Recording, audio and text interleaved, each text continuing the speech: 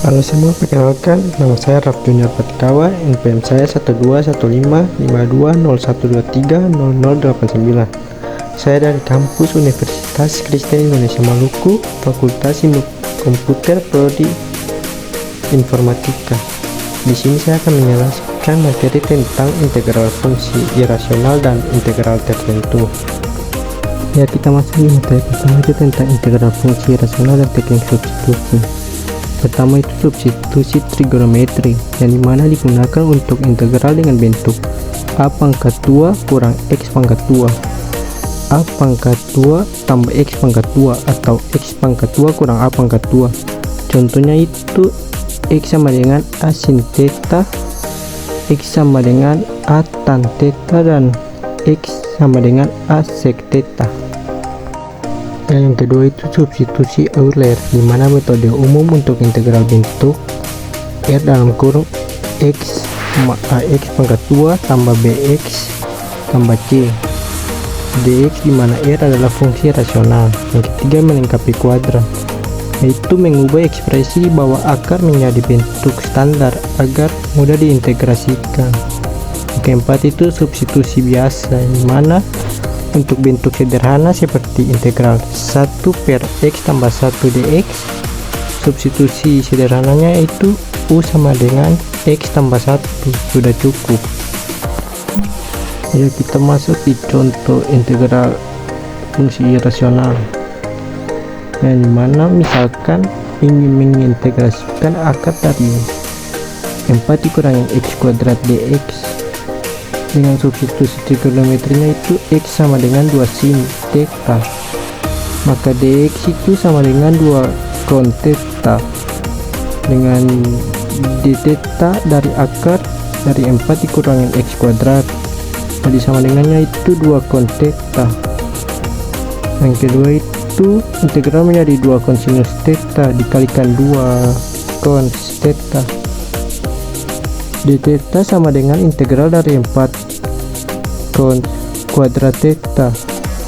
D theta tambah c karena x sama dengan 2 sin theta, maka theta sama dengan arcus sin x per 2. Jadi hasil integral adalah arcus sin x per 2 tambah c.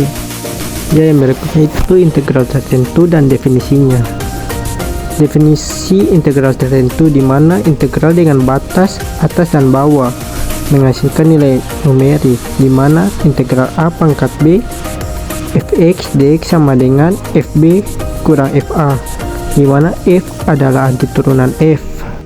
Ya, yang berikut itu kegunaan integral tertentu, di mana integral ini digunakan untuk menghitung luas daerah, volume benda putar, dan panjang kurva.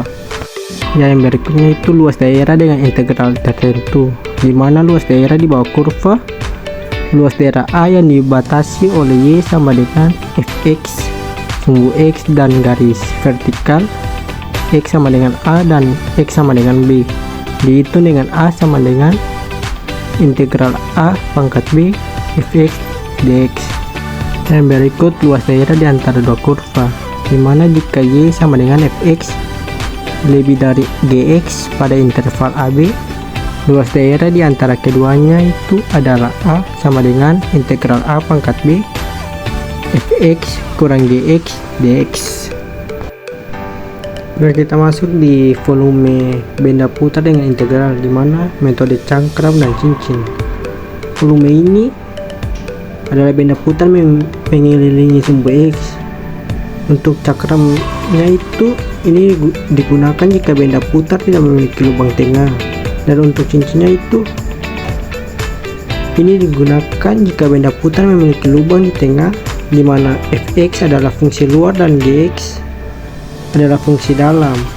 Ya, yang berikutnya itu metode kulit tabung, di mana untuk putaran mengelilingi sumbu y, volume dihitung dengan volume sama dengan 2 pi dikali integral dari a sampai b dari x dikali fx dx. Nah, kita masuk di materi selanjutnya, itu panjang kurva dengan integral, di mana panjang busur kurva yaitu y sama dengan fx pada interval AB, diberikan oleh panjang L sama dengan integral dari A sampai B dari akar kuadrat dari 1 ditambah turunan pertama dari fx dikuadratkan dx.